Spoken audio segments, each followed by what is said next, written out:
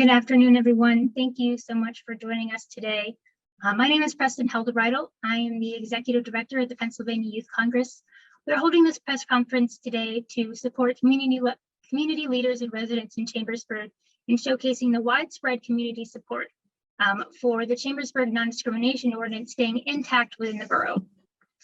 Chambersburg Town Council's decision to approve the ordinance in October was a commendable act to protect LGBTQ individuals and their community from discrimination. The Pennsylvania Human Relations Act of 1955 allows municipal governments to pass these ordinances and may include protected classes not listed under state law. Chambersburg ordinance addresses gaps in state and federal law by listing sexual orientation, gender identity or expression, and veteran status as protected classes within the borough. The Chambersburg Town Council is now expected to be voting on whether to repeal the ordinance at the next council meeting on Monday, January 24th. If repealed, it would be the first LGBTQ inclusive law to be revoked in state history.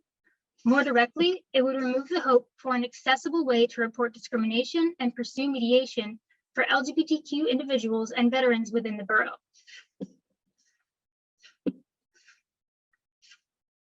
LGBTQ individuals are not currently protected under state or federal law.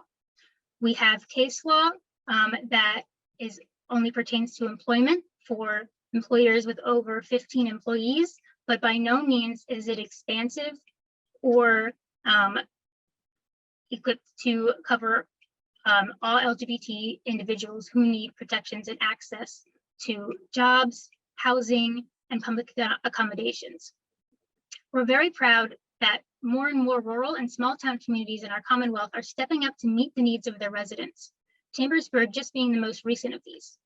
Chambersburg was exemplary in their exploratory process, taking the time to spend months gathering expert testimonies, thoroughly reviewing evidence, and listening deeply to the stories and perspectives from the people and stakeholders of the borough.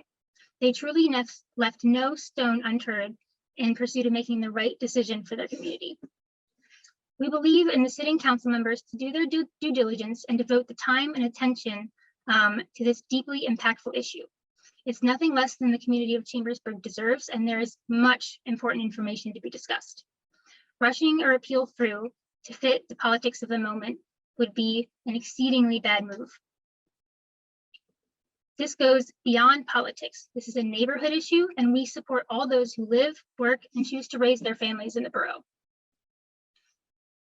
There is widespread support for this. Major regional employers and economic stakeholders have already voiced their support for LGBT inclusive non-discrimination protections, such as WellSpan, Giant, Hershey, as well as the Center County, Adams County, and Gettysburg Chambers of Commerce. Regional colleges and universities, such as Wilson College and Penn State University, also support these protections. Again, there is unprecedented amount of support for equal rights for LGBT individuals under the law. In fact, over 70 local governments in Pennsylvania have adopted inclusive ordinances over the last 40 years, from some of our smallest communities to our largest cities, from Erie to Philadelphia, from Pittston to Gettysburg, and now in Chambersburg. We have seen time and time again, Republicans and Democrats come together to pass these inclusive laws. We've seen ordinances approved with majority Republican councils, unanimous bipartisan votes, and we've seen the right decision being made with every council makeup imaginable. When we choose to move forward with understanding and unity, doing the right thing becomes the only way forward. We invite council members to hear the stories, experiences, and expertise being shared today. We have several important speakers to follow, representing perspectives from employers, faith leaders, and community members who have directly faced discrimination. Our first speaker will be Clint Bolte, who is the Youth Services Chair of the Rotary Club of Chambersburg and a local business owner. Go ahead, Clint. Clint, your microphone is muted. Thank you very much for this opportunity to make a few brief comments about the proposed cancellation of Chambersburg's non-discrimination ordinance. I fortunately was able to zoom into the exploratory committee's several reports during all of this past summer. The due diligence by the committee was thorough and quite complete. Interest of every segment of Chambersburg's business, social services, and religious communities was presented by their presentations. The first one, the highly respected business leaders were quite correct in highlighting, particularly for small business concerns, for avoiding more regulation burdens. I certainly concur, as I have owned and operated a small business for nearly 4 decades, headquartered here in Chambersburg. I reviewed the detailed Gettysburg NDO, which I understand was a model that the exploratory committee chose to pattern Chambersburg NDO after. I found no unruly or onerous regulations there. Concern was expressed, or has been expressed, for, quote, increasing cost due to the NDO, though no specific categories or drivers of cost were mentioned. The exploratory committee made it very clear that the borough could incur no increased cost from this at all. Next point is that there were 4 different clergy who spoke out passionately in favor of this non-discrimination ordinance. A very important endorsement indeed. Chambersburg was one of the 71 boroughs out of 300 in Pennsylvania to enact their own NDOs. The universal advantage that most have achieved was a local resolution of discrimination disputes. The accusers found it difficult to go to Harrisburg for hearings before the State Human Resource Commission. They lose work time, often lose pay as a result of that. They have multiple trips typically required when parties don't always show up, and heavy out-of-pocket costs. Chambersburg, as has been mentioned, will be the very first borough to revoke its NDO. Other boroughs have similar conservative majorities on their councils, but have chosen not to revoke their NDOs. There could be several reasons. First of all, one simple answer is that these councils appoint the 5 local citizens to serve on their volunteer Human Resource Commission. Needless to say, these commissions would be overwhelmingly conservative to assure appropriate adjudication of the alleged discrimination cases. Secondly, to leave the NDO in place certainly gives a bipartisan impression to the voting public. 3, to revoke the NDO will likewise empower, or it could empower, the small segment of every borough that there is less restraint to say or do whatever they feel like they can get away with. The Chambersburg Borough Council had chosen not to appoint their 5 human resource commissioners for their NDO. Most all of the citizens appointed to volunteer boards have already been made here in the 2nd week of January. Perhaps the reason for these 5 non-appointments is that any formal discrimination suits cannot be brought before the Chambersburg NDO because the HR Commission has not been appointed and therefore cannot hear the case.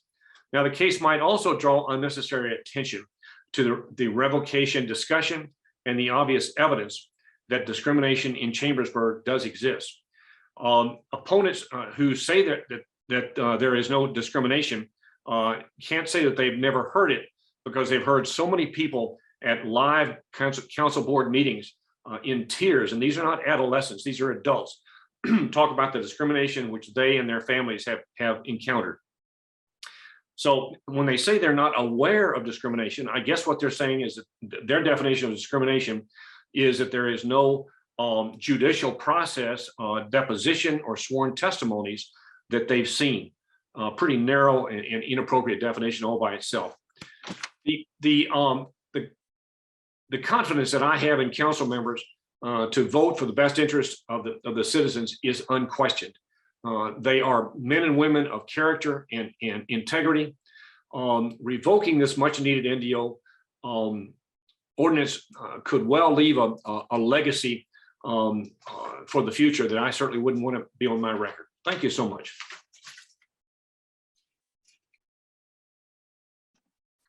Thank you, Clint. Our next speaker is Michael Bugby. He is a Shippensburg resident who grew up in Chambersburg, and he attended Chambersburg Middle and High School. Michael faced housing discrimination in his own community in Shippensburg and successfully advocated for an ordinance in Shippensburg. Whole thing from her to you to Tim. Yes. He will be reading, so he knows firsthand the struggles of living in a community without these protections. He will be reading the words of an anonymous individual who faced incidents of discrimination in housing and employment while living and working within the borough. Michael, go ahead. Thank you so much, Preston, for that introduction. Here is the prepared statement. I identify as queer, and these events took place while I have worked and resided in the borough of Chambersburg. Their first experience was in housing. While I was touring a prospective apartment, the landlord showing me the place asked if I was one of those gays. I said no because I didn't want to come out to him at that time, and he told me that he doesn't rent to gays because they don't belong around children. I presume this was because a family with kids lived in the building as well. Obviously, this comment made me extremely uncomfortable and I didn't take the apartment. I never reported the landlord because I didn't know if there was even anyone I could report him to. Their second experience was in the workplace. While I worked at a private child care center, other LGBTQ+ employees and I experienced discrimination from the owner. The owner told staff that they prefer not to hire LGBTQ+ people because parents don't want their kids around that type of stuff. LGBTQ+ staff who had come out during their time at the center were not allowed to mention their spouses to parents because it was bad for business, while straight employees were encouraged to share about their families to build relationships with the parents. The owner allowed staff to make homophobic remarks, either general or about parents or staff, even in front of the children and parents. When this was brought to their attention, the owner said that it was the staff member's job to work things out with the person who made the comments. The owner also refused to allow staff to use a title other than Miss or Mrs. LGBTQ staff who did not identify as female, including me, had to use a title that doesn't apply to us, even though we offered neutral options such as teacher. I ended up leaving the center because of the discrimination. Always being prepared to deal with a homophobic comment or worrying that I was going to be outed to a parent was not good for my mental health. I've been threatened by angry parents who found out I'm queer before, so that was always something I was thinking about. That made it hard to do my job well because I had to act like someone I'm not all day. I've never reported any of this while I worked there, mainly because I couldn't afford to lose my job. I was afraid of retaliation and getting fired if I tried to report it. I also didn't know who to report it to. When I quit, I did report the center to licensing for discrimination, but they said there wasn't anything they could do about it. Some people may not see the need for an NDO Act, but this impacts every part of LGBTQ+ people's lives. We never know when our identity will affect whether we have a house or a job. We have to take extra precautions to make sure we stay physically safe. The NDO helps ensure that we are treated equally and have a way to report discrimination so that we are able to enjoy a safe, productive life here in Chambersburg. Thank you.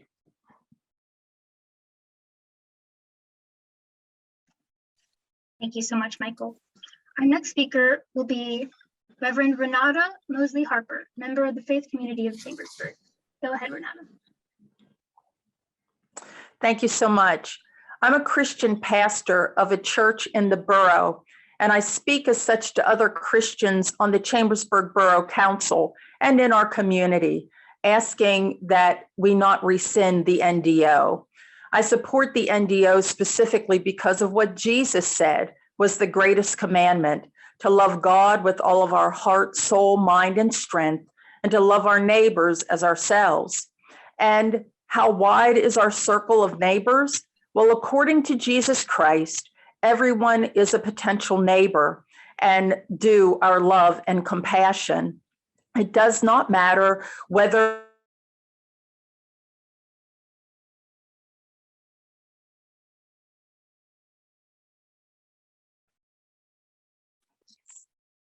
it seems to me that the NDO is a way that we can love our LGBTQ neighbors by ensuring they are treated fairly in our community. As a native of Chambersburg from 1960 through the 1980s, I was discriminated against. I was denied service in restaurants, and because of redlining, we were turned away from renting or buying a home simply because of who we are. Well, when it comes to today, the question before us is, how is it that we are going to be kind and show compassion to all of our neighbors, including those who are LGBTQ neighbors? The question that we have before us as a faith community is, How do we want to be known? How do we want to be seen? What kind of people are we going to be? Folks who extended this protection to our neighbors and then yanked it back? Would not we rather be known as a community that extends love, compassion, and protection to all of its citizens? I thank you for your consideration, and I do hope that the NDO and the accompanying Human Relations Commission will not be rescinded. Thank you so much for your time. Thank you, Reverend. Our next speaker will be Dr. Nicole Hewitt of Hewitt Consulting, Research and Training, who is one of the facilitators of the focus groups used as part of the initial exploratory process for the ordinance. Go ahead, Nicole. Just make sure you unmute. Okay, thank you for allowing me to be a part of this. So I want to share that in the spring of 2021, the Borough of Chambersburg was updating its comprehensive plan. And as a part of that, a group of community leaders wanted to really ensure that a broader, more inclusive collective view of the community would be sought in the process, specifically that Brown and Black persons who work, worship, or reside in the Borough of Chambersburg would be really well represented in that.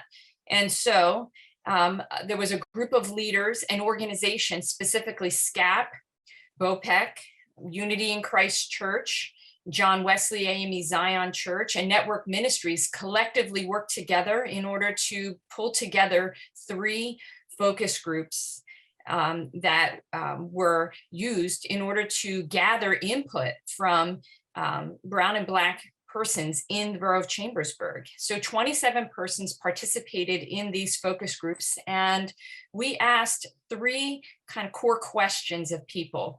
We said, what would you tell people, a friend or a family member, about the positive things about living in Chambersburg? What's the best?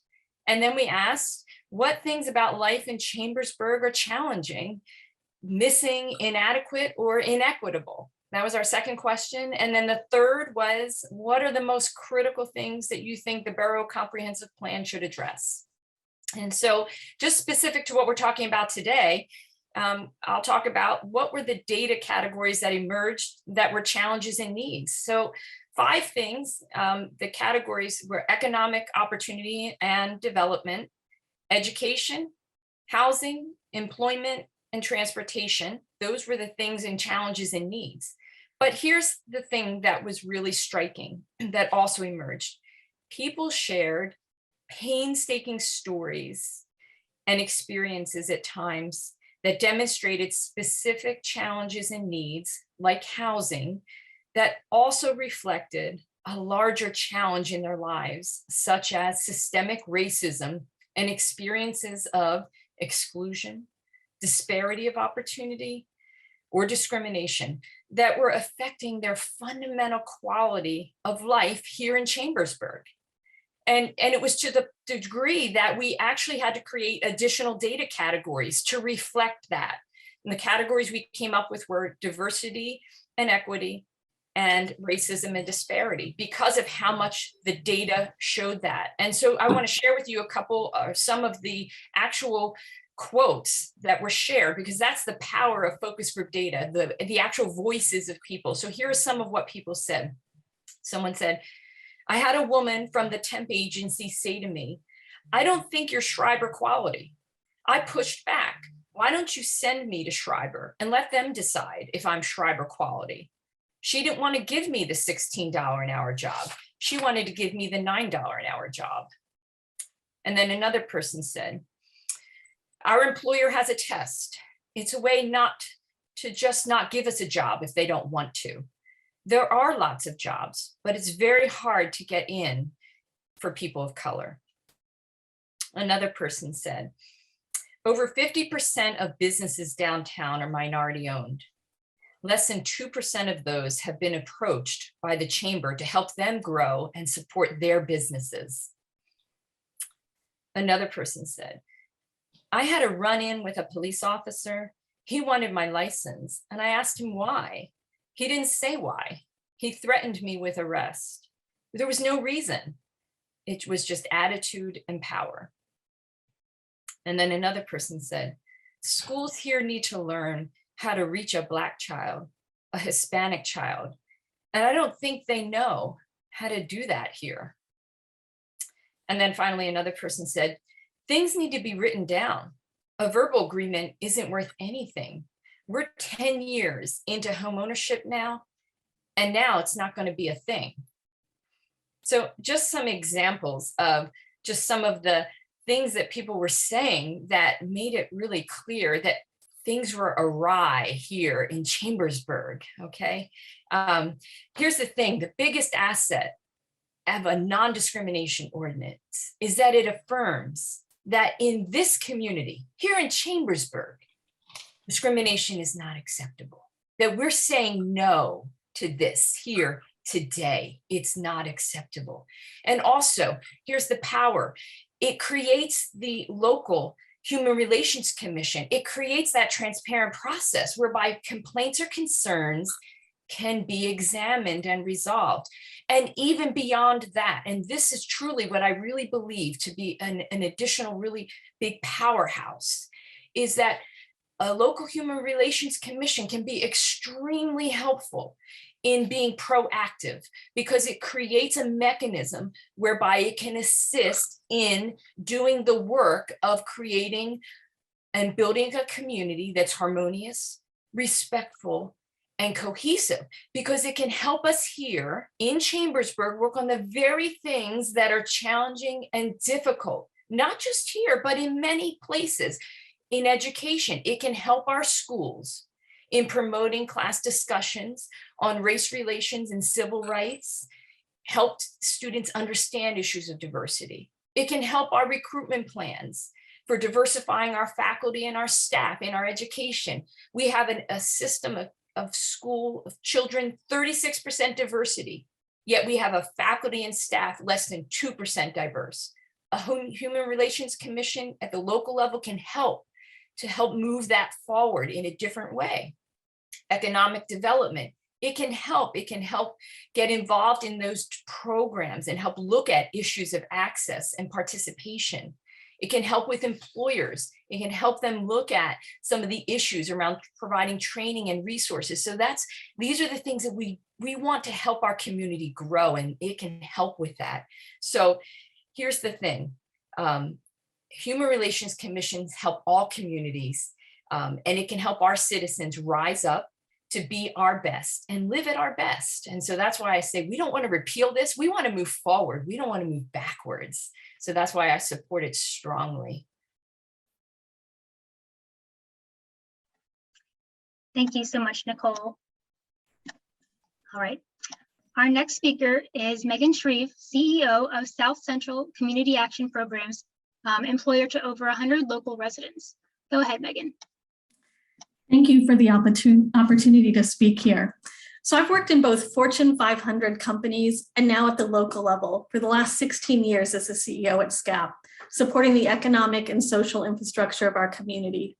What I and most successful business people have learned is that the culture we create drives our results. Respectful, supportive, innovative, accountable cultures create thriving businesses. At SCAP, some of our values are that respect is essential. Every person is valuable and diversity builds strength. These aren't just words. It's a culture we strive to create. And now more than at any time over my 35 years in leadership positions, we are all working harder than ever to attract and keep good employees. This is happening all over our community. People can choose to work anywhere, but we want to keep our young people here, and we want to attract the best and the brightest to Franklin County and to Chambersburg Borough. Our non-discrimination ordinance, securing the rights of all our citizens, creates a community culture that supports attracting the best businesses and employees. It lets them know that we are concerned and care about the employees and businesses here. This isn't just good social policy, although it is good social policy, but it's an effective business strategy. We urge the borough to keep the ordinance and send the message that Chambersburg welcomes and protects the rights of all community members, creating a welcoming environment that allows us to keep the young people that are graduating from our schools and colleges and attract great businesses and new employees. Thank you.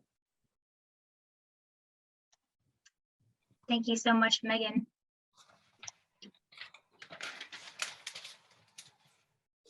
So our next speaker was supposed to be Representative Wendy Thomas, Pennsylvania State Representative from the 178th District, who is also a Republican.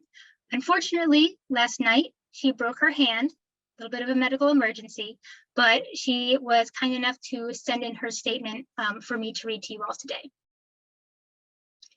Do you know what year it is? It's 2022. We are 22 years in the 21st century. We are past the time when we should allow any of our fellow Pennsylvanians to be treated like second-class citizens for their gender identity or sexual orientation. Yet here we are in 2022, having to talk about fairness for all our fellow human beings. Honestly, it shocks and saddens me. You might think that this discrimination does not happen anymore. Good, upstanding Pennsylvanians are not fired from their jobs or denied housing because they are LGBT. I have spent a 30-year career in healthcare. I myself was a manager and responsible for hiring and firing employees. I never saw nor even thought about not hiring or even firing someone over their sexual orientation. I have asked several business owners in my community if they thought it was against PA law to fire someone for their sexual orientation. They said they thought it was, and in fact, would only ever consider job performance issues as a reason to let someone go. But then we talked to the people who have experienced this discrimination. They live with the fear of being fired over putting a picture of their spouse on their desk. And there are so many who have been fired, kicked out of their homes, or denied equal treatment in public spaces. Despite the advances into the American mainstream, LGBT people continue to face real discrimination in all areas of life. Did you know in 1975, Pennsylvania became the first state of the Union in which an executive order was issued providing for discrimination protection on the basis of sexual orientation in state employment? In 2003, gender identity was added to this executive order. We were leading the way, but now we are behind. For almost 50 years, legislation that would protect the LGBT community from discrimination in Pennsylvania has awaited action in the Pennsylvania General Assembly. To my fellow public officials, until the General Assembly passes this legislation, it is up to you. You are the only ones who can provide explicit protections for LGBT people. We can never be fully free if some of us are still treated like second-class citizens.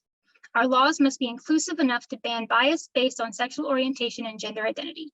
It is the only way to make our laws fair to all within the Commonwealth. So, thank you, Representative Wendy Thomas. Our next speaker and our last speaker will be Yvette Wilson, attorney and longstanding member of the State College Human Relations Commission. Go ahead, Yvette. Hi, thank you all for inviting me to be here today. And first of all, I just want to say I couldn't agree more with all of the previous statements that everyone has shared. This is such an important issue. As was stated, I am an attorney. I've been an attorney for over 25 years, and I'm a member of the State College community. I've lived here for over 16 years now. I'm also a member of the local State College Human Relations Commission. I was appointed several years ago by then Mayor Elizabeth Gorham. As a member of this, I know how this works. We address a variety of concerns related to the ordinance, and it is such an important opportunity for folks to be able to come and present any concerns that they might have. The anti-discrimination ordinance here from State College includes gender identity, includes sexual orientation, along with race, religion, sex, ancestry, so many other types of isms that we talk about. And it's absolutely critical that this maintains in place. And I know that this particular Human Relations Commission works because I've been on it for over 4 years myself. Thank you. Thank you so much, Yvette.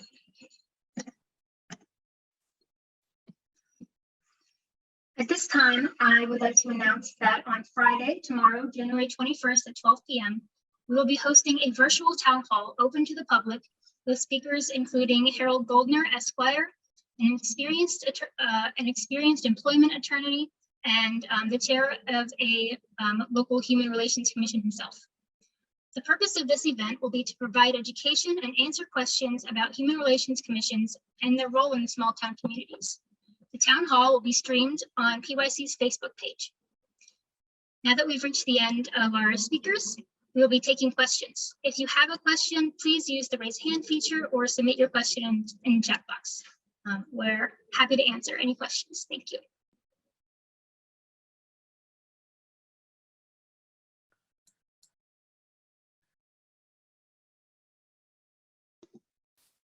Go ahead, Gabriella. Hi, this is a question for Yvette Wilson. One of the things in some of the council meetings in Chambersburg that was mentioned was that one of the Alan Kaufman, one of the Republican council members, kept saying that State College was trying to get rid of its ordinance. And I just wanted to see if you could like respond to that, if that's even true, or yeah, it just kind of like if you could like kind of establish like what is the truth on that. Sure. As far as I know, there is no effort in place to get rid of the ordinance. In fact, everything that I can see from being a resident of this community is it just is continued to enhanced and supported by members of the community.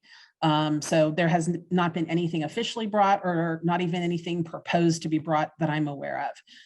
I know there has been talk of possibly expanding the commission to make it more of a county-wide effort and entity because we need more of this in our community to help support everyone. So definitely not less. Thank you.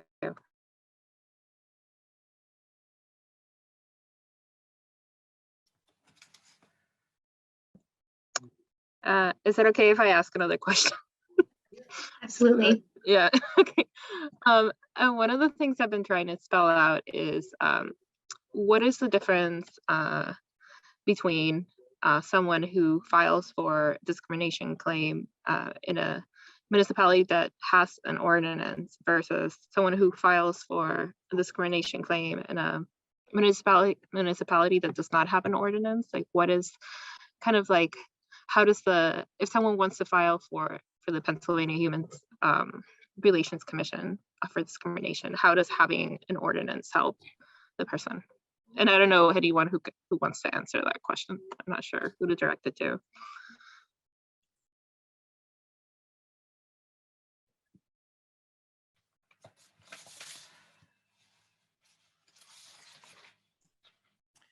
Well, as an attorney, I know people do definitely have different options.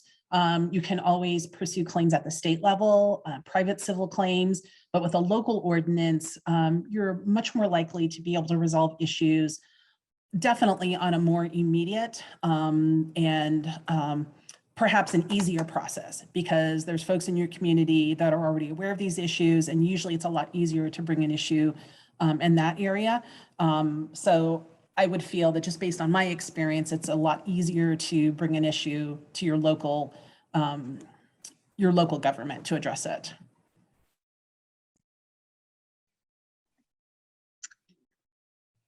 Thank you, Yvette. I would also like to add to that real quick that with a local ordinance, in communities that do have that local ordinance, sexual orientation and gender identity are specified as protected classes, whereas they are not on the state level. There is guidance from the Pennsylvania Human Relations Commission, guidelines to include sexual orientation and gender identity, but that is not guaranteed under state law.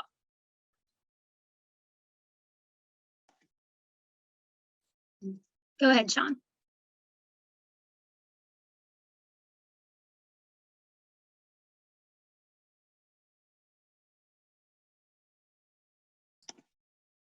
Did you hear me or? Sean, did you have a question?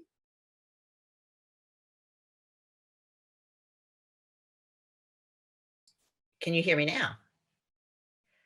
I was wondering if Yvette could give us an example of one or two issues that the commission, specific cases that the commission and State College has dealt with.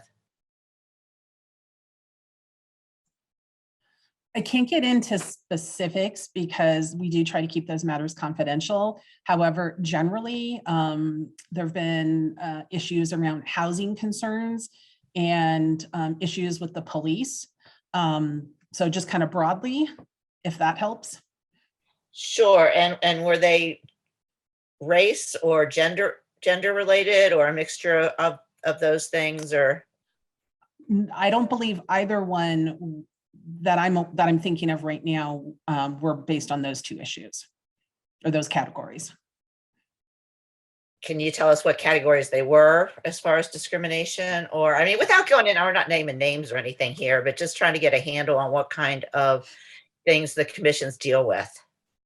I mean, well, our ordinance covers a variety of areas: race, sex, religion, ancestry, sexual orientation, gender identity, familial status, family responsibility, marital status, age, disability or handicap, or even use of service animals or mechanical aids.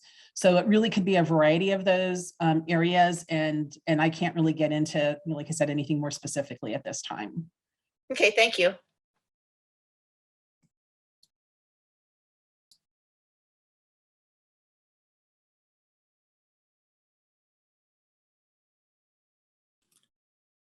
Hi, this is Gerald. My question is, whenever, I guess this would be for you, Yvette, again, you don't have to get into specifics at all, but whenever a situation happens when someone is discriminated against, and maybe, I don't know, within Chambers, is there a time frame of how long the commission will take? Is this, settled within a month, years?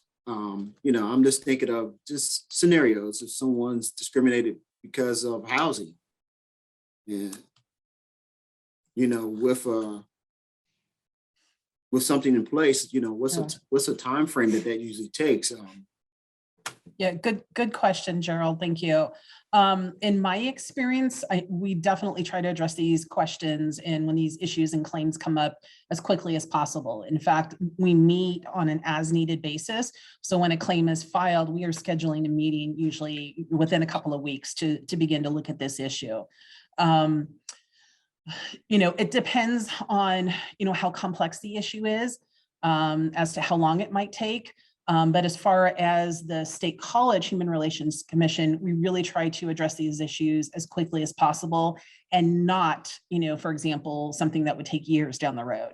Now, if somebody is filing a lawsuit, that's definitely a different type of entity, and that could take a lot longer. But from our perspective in the borough, we try to do that on a much quicker basis. Thank you.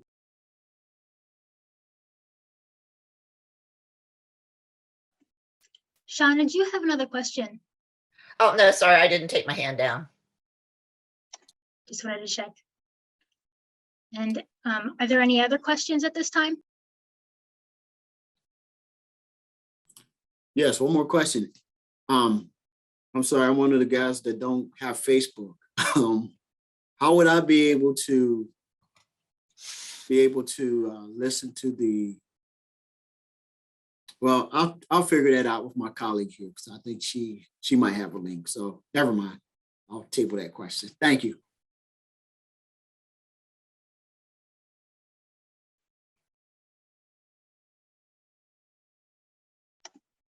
All right. Any other questions? All right. Thank you all for joining us. I will say it seems like a lot of your questions were geared around the workings of a local human relations commission, which is largely what our town hall we will be providing public education about. So please join us then tomorrow, same time, 12 o'clock. Thank you all for joining right now. Thank you to all our speakers. And yes, thank you so much. Have a good day, everyone.